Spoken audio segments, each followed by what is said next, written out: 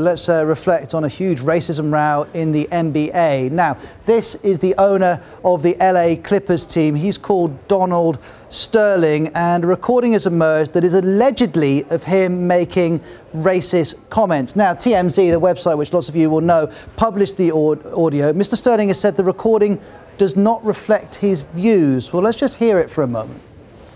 Yeah, it bothers me a lot that you want to broadcast that you're associating with black people.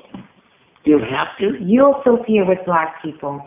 But not in public? But why publicize it on the Instagram and why bring it to my games? So that is the audio. Let me just show you what the players did about that. They decided to stage a silent protest at last night's game. Have a look at what played out.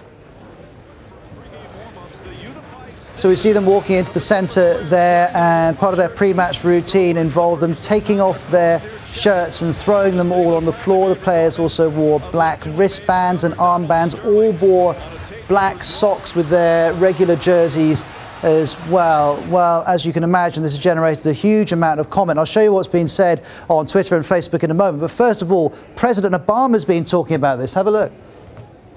The United States continues to wrestle with a legacy of race and slavery and segregation. That's still there, the vestiges of discrimination. We've made enormous strides, but you're going to continue to see this percolate up every so often.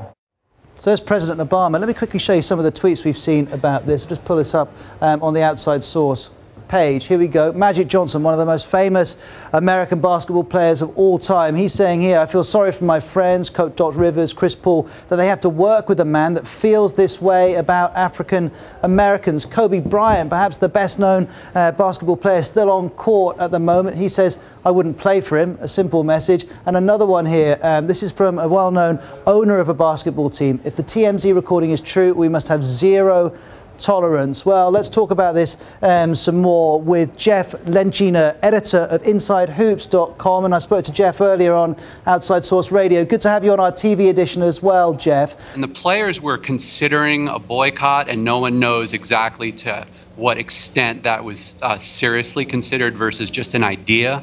But the players and Coach Doc Rivers basically decided, they're not just playing for the owner, they're not just playing for the guy that signs the checks. They're playing for themselves. They're playing for their fans. They're playing for each other. These Clippers players had childhood dreams of winning a championship, and they don't want to trash those dreams because the owner isn't doing what he should be doing.